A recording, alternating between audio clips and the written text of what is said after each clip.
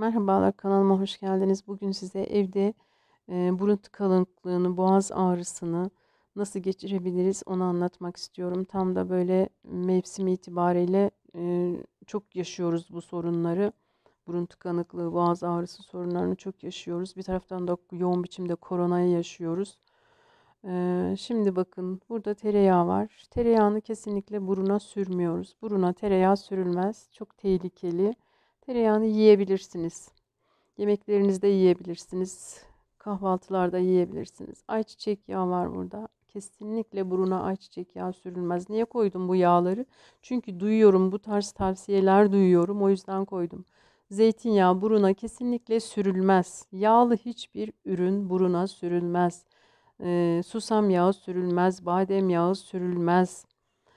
Çok tehlikelidir. Yağlı el kremleri sürülmez. Vicks mesela diyorlar ki Vicks sürün burnunuza, tıkalı burnunuza açılır. Asla buruna Vicks sürülmez. Bir Vicks de yağlı bir ürün. Uçucu yağlar var içerisinde. Çok tehlikeli. Vazelin buruna sürülmez. Burun tıkanıklığı için de sürülmez. Hiçbir şey için.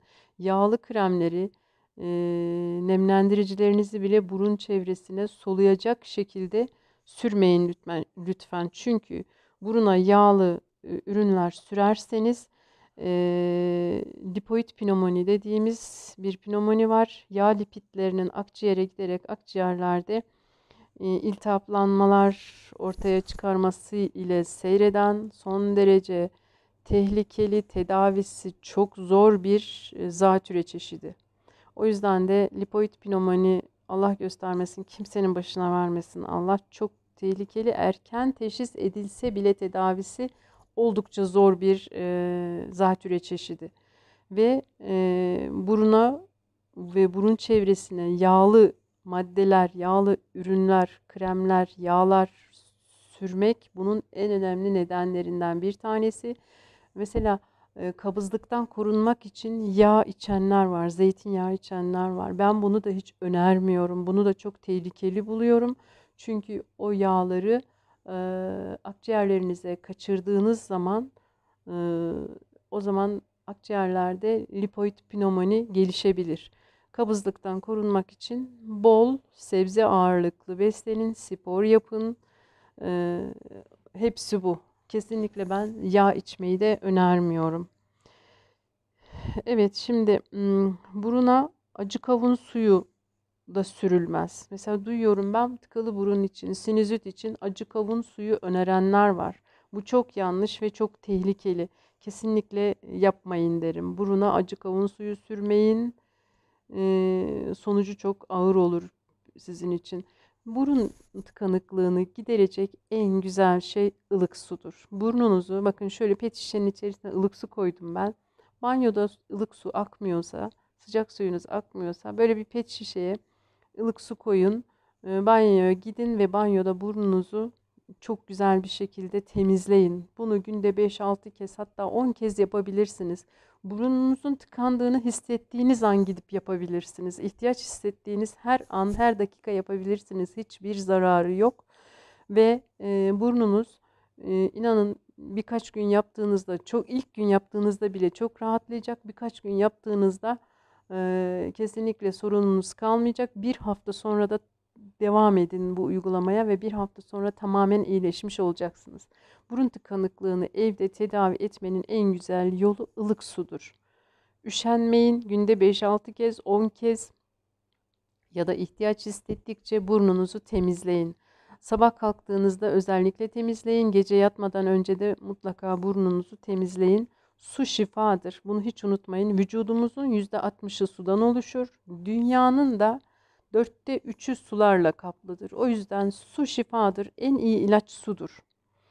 Yine boğaz tıkanıklığınızı, boğaz ağrınızı tedavi etmek için de boğazınızı ılık su ile gargara yapın.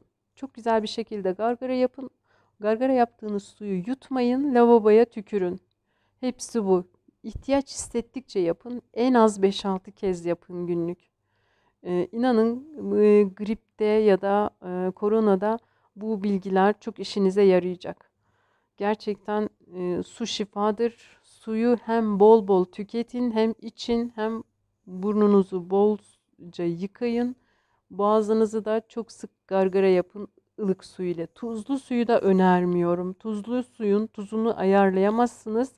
Burnunuza tuzlu su kullandığınız zaman burun mukozasını delebilirsiniz. Ben tuzlu su da önermiyorum. Sadece ılık normal su öneriyorum size. Gerçekten çok faydalı ve biz hep evimizde bu şekilde tedavi oluyoruz burun tıkanıklığı olduğumuz zaman. Burun damlalarını, burun spreylerini de doktora danışmadan kesinlikle kullanmayın. Burun mukozasını delebilirsiniz. Burun damlaları ve spreyleri zaten 3 günden fazla kullanılmaz. Ilık çaylar için sevdiğiniz çayları, bitki çayları olur, normal çay olur, hepsi olur. Mevsim meyve ve sebzelerinden yiyin. Mevsim meyvelerinden en çok işte elma, portakal, mandalina, limon, bunları bol bol tüketin. Hem suyunu için hem kendisini yiyin. Yine mevsim sebzelerinden tüketin. Bu mevsimin en güzel sebzeleri işte bal kabağı, pırasa, ıspanak, lahana, karnabahar, brokoli, kara lahana, beyaz lahana, mor lahana. Yani sayabildiğiniz kadar sayın. O kadar çok ki.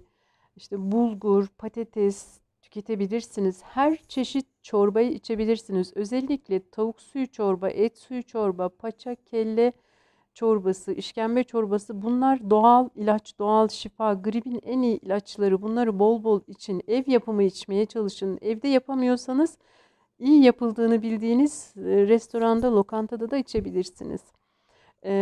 Yoğurtlu çorbalar için ev yapımı çörek, börek, mayalı ürünler, ekmekler yemeye çalışın. Yine mevsim sebzelerinden pırasa, ıspanak, her türlü pişmiş şekilde bunları yiyebilirsiniz. Çok faydalı. Turp, havuç gibi sebzelerden bol miktarda yiyin. Evde şalgam suyu yapın lütfen. Kış için çok zor değil. Şalgam suyunu da yine burun tıkanıklığı yaşadığınızda, öksürük olduğunuzda bolca için. Dediğim gibi ıspanak, sebze, kış sebzelerinin en güzeli ıspanağı, her türlü etli, etsiz yiyebilirsiniz. Ev yapımı ekmekler, mayalı ekmekler yerseniz B vitamini depolarınız hiç boşalmaz. Özellikle B12'niz hiç boşalmaz ve B vitamini de bağışıklık sistemimizi güçlendiren çok önemli vitaminlerden bir tanesidir. Üstelik de çok az malzemelerle evde daha çok yiyecek hazırlayabilirsiniz. Çok az kıymayla, 200 gram kıymayla 4-5 tane, 4-5 kişilik kocaman pideler yapabilirsiniz. Bol soğanlı, bol sebzeli pideler hazırlayabilirsiniz. Lütfen bu önerilerimi dikkate alın. Özellikle koronanın bu salgınını artırdığı bu günlerde sağlıklı beslenmeye de dikkat edin. Mesela bu salata mevsim sebzelerinden oluşuyor. İçerisinde sadece havuç, turp ve biraz maydanoz, soğan var. Gerçekten çok lezzetli ve çok sağlıklı. Aynı şekilde lahana sarması, en pratik şekilde lahana sarıp yiyebilirsiniz. Afiyet, şifa olsun hepinize.